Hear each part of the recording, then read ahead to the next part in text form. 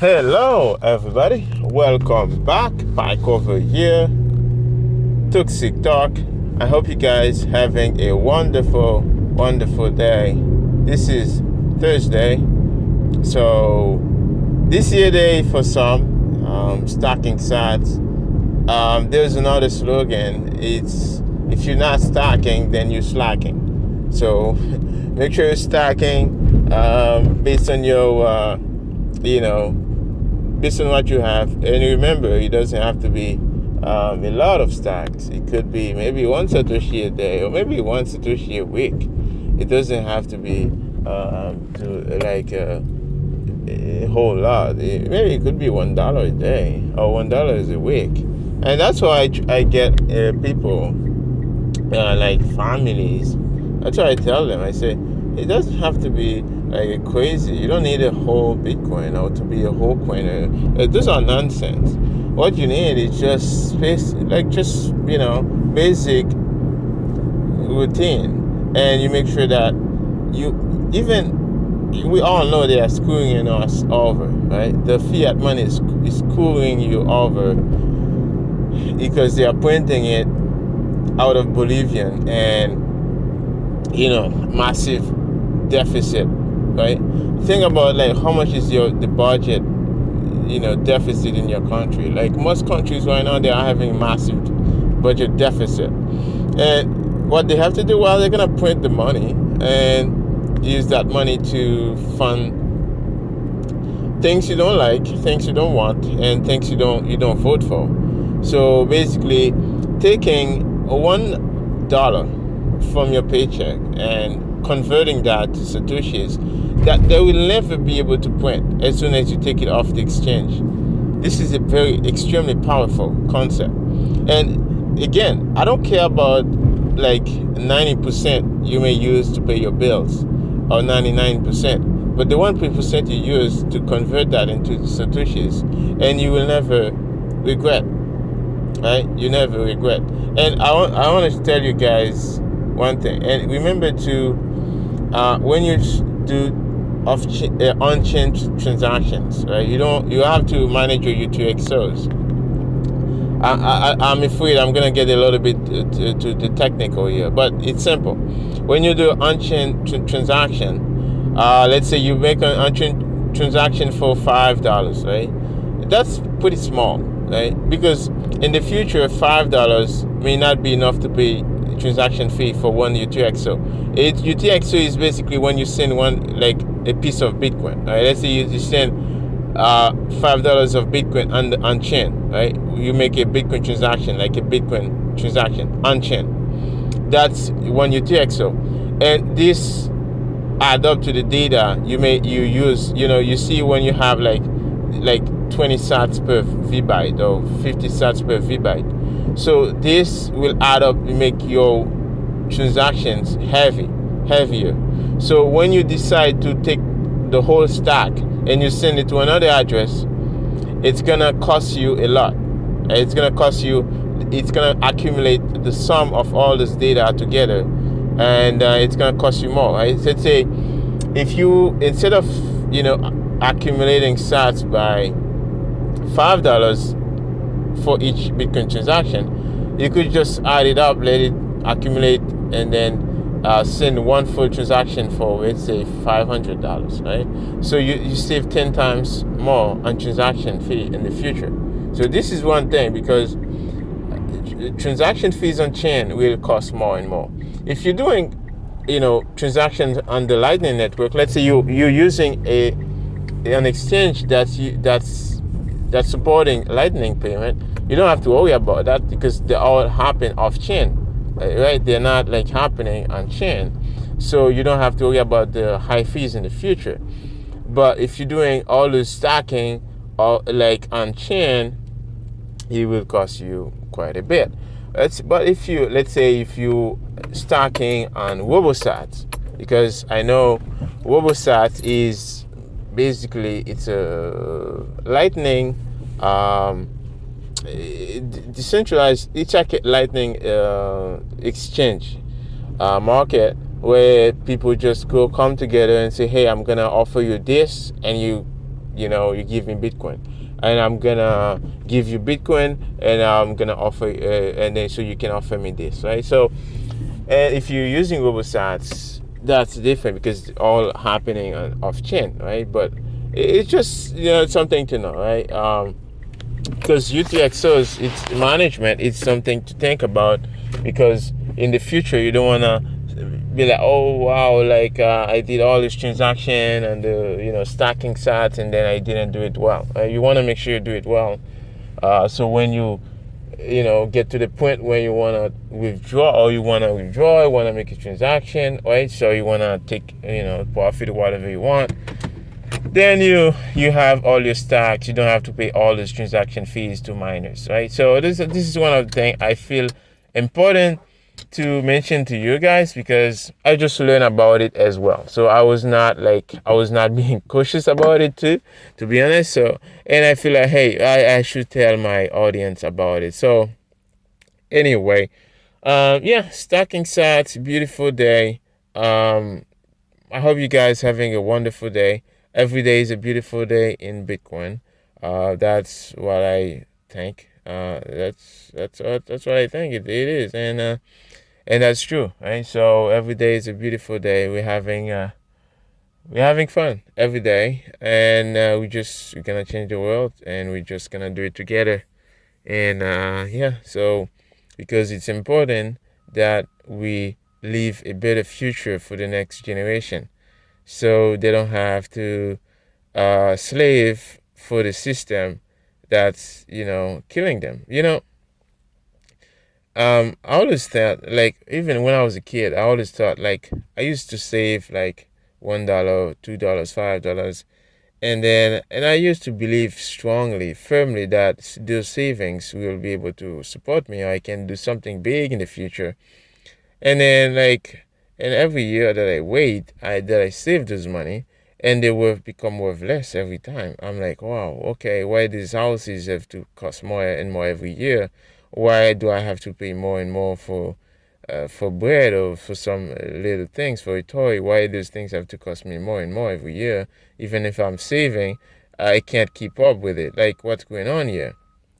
So it was always been like a challenge for me to conceive, like, all this damage this has, and I couldn't find the answer until I discovered Bitcoin, and it was like it too good to be true to me.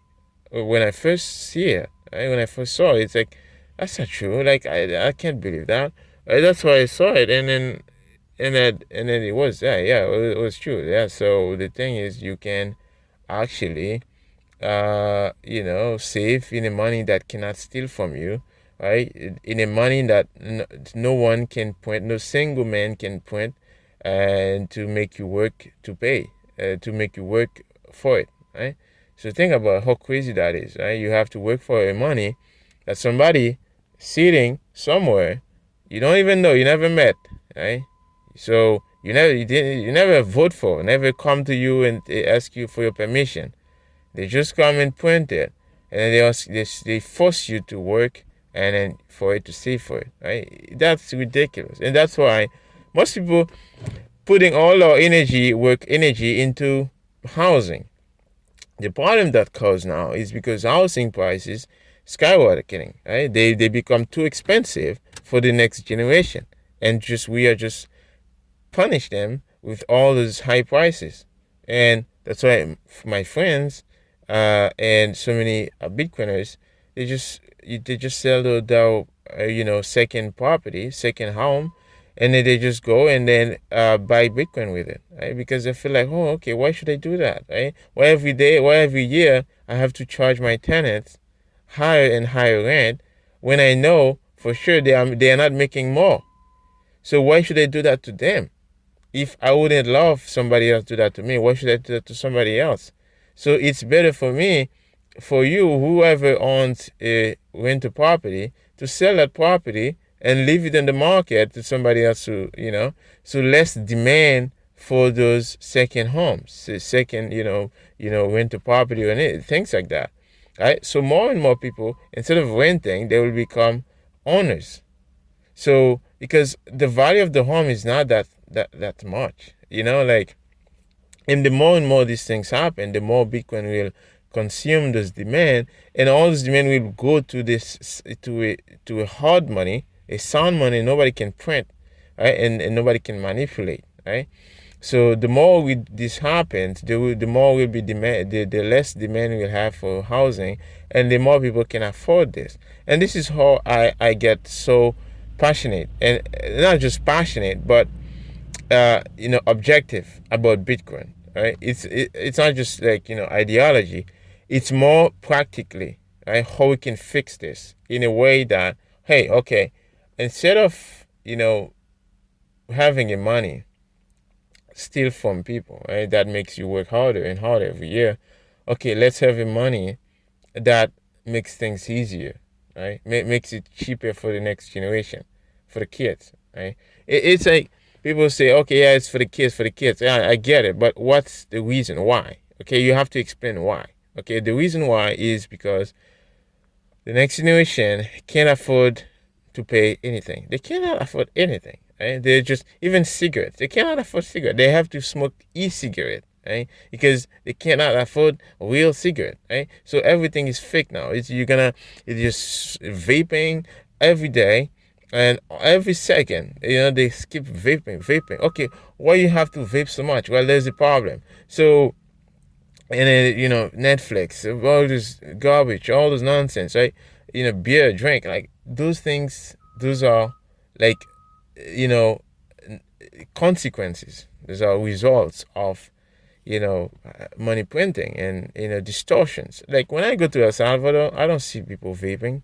I mean, like I see all the kids who just go to school and having fun and just talking to their friends and sunny day. What I mean, so beautiful, right? I don't see anybody smoking. I don't see anybody vaping. Yeah? First of all, they're not gonna take their money to go vaping. They're all gonna go buy some food, buy some mango, buy something to eat or something, right? They're not gonna waste their money on these things, right? And also, they're not miserable, right? Of it in the West, like you see people are just it's just so crazy, right? This is the result, and in a country where the government cannot print money, okay, the government is forced to be honest, is forced to be productive, right? I mean, it's 10 times better to live in a country where the government cannot print its own money. Bukele cannot just come up and say, "Hey, I'm gonna print some Bitcoin," right? Even if Bitcoin is legal tender, they cannot come up and say, "Hey, I'm gonna print USD." They can't, right? So they're forced to be honest, and they can't because in a place like that, they cannot produce their money to come attack you. Okay, that's the other thing, right? In a country where the government can print money, well, they're gonna print your own money, the money you are working hard for to strengthen. They're gonna print that same money to go attack you. Okay, so that's a problem here. So yeah, the government shouldn't be in control of money. The money thing, business, it should be in the private sector, right? I was so happy when the guy came up and say, Indonesia president in the Bitcoin conference. The Bitcoin conference, I'm not like too much a fan of it. Like Bitcoin magazine, like who cares? But one thing I was really like about when the president came up there, he said you need the private sector. You need the private sector to come and use the energy he has and to help the population, to help his people. That makes me so happy. I don't know if he said it in a good heart or I don't know, but what makes me very happy is because he need the private sector. The private sector is everything, right? That's what makes us. That's what build the economy. That's what the country is about. Look around your city. I don't know if you know this, but everything you see, every businesses, right? Those are, the private sector own. Okay, the government is nothing. The government is just paid to serve the private sector. Okay, the private sector is everything. This is who owns everything. This is the private sector who will do anything, and everything else. The government is just like a small little thing. It shouldn't do anything. Right? Like all businesses, look around you. Right? All businesses, everything. Right? Electricity, like power company, all those things they are funded by the private sector. Right? Everything is paid by the private sector, and that's the way it should be. right? Even in the country where you have like massive socialism and massive communism, most of it's by the private sector. The people go, you work, you save, you invest, you make some money, and then you reinvest. People don't understand how hard it is to start a business. Not even now they want to, kill the businesses. They don't like business. Hey, I mean, like this is what the foundation of society is: businesses. Right? It's what makes you know you know life possible in a city, anywhere. It's like businesses. You don't even most people don't know how hard it is to start a business, to run a business. When you have like one employees, like I had a business, I had two employees. It was like so hard for me. Like it's so difficult, right, to run two employees. Not alone like if you have to run like 10 employees, right? So it's so crazy. Even just a family, right? Even if you're running a family, that's super hard, right? And you're gonna make sure like your kid shower on time. You're gonna make sure you go pick them up on time. If you don't pick them up, there's gonna be consequence. You have to make sure you do this. Everything has to be on time, right? And you have to make sure they have what they need on time. And if they don't have it, they're gonna send them back, or they're gonna call you on the phone. All those things have to be done, right? We're running a family, right? So this is the thing. This is why I trust people. I'm more, likely to listen to somebody who have a family who know understand responsibility than somebody who don't. Okay, it's not because I'm doing a little bit any discrimination. I'm just saying because the experience, you understand what's needed, right? You understand like people, and you understand the need, right? So when somebody don't have this responsibility, they understand what is. Oh, I have like a kid, and I have to pay for this. I have a wife. You have a husband. You understand these things. If you don't understand, then you don't understand the importance of it, right? It's the same thing. Like most people see Bitcoin, they're like, oh yeah, this is just this money I can create the other thing, but they don't understand the reason why, the fundamentals, the why, where Satoshi came from with the idea. Like they don't understand the idea. Like Vitalik, he doesn't even understand sound money. Right? He said at the time when he created Ethereum, he didn't understand like what hard money means. He didn't understand like the reason why behind Bitcoin. They don't understand what the problem that Satoshi solved. So this is where I came from, and this is where I become a Bitcoin only guy, because I feel like, hey, most people don't understand what's going on here, right? People in the US and in the West, they don't understand what the problem is, right? So that's why I feel like, hey, I need to get out there and put myself out there and say, hey, just educate as much as I can, and so you guys can understand. And I think you guys are in the best position right now. For you, 2 or 3 of you listening to me every day, you are in the very best position to expand Bitcoin, to expand the fundamentals and the reason behind this technology than most crypto guru out there, right? All those crypto scammers, all those fiat excrements on YouTube. I call them fiat excrements because, well, they are just doing all those things to get some fiat. Okay, everything they're doing is just to get some fiat. So they are just fiat excrements, right? They are the reason. They are the products of the fiat system, right? If they would never have so much money printing, this crypto scams wouldn't exist. Nobody would care about them. They wouldn't invest in them. They would be just scams, right? But because of the fiat, well, the fiat system produced those scammers, right? Those excrements. So, anyways, this was PieCover Toxic Talk. I'll see you guys in the next Toxic Talk. Thank you for listening.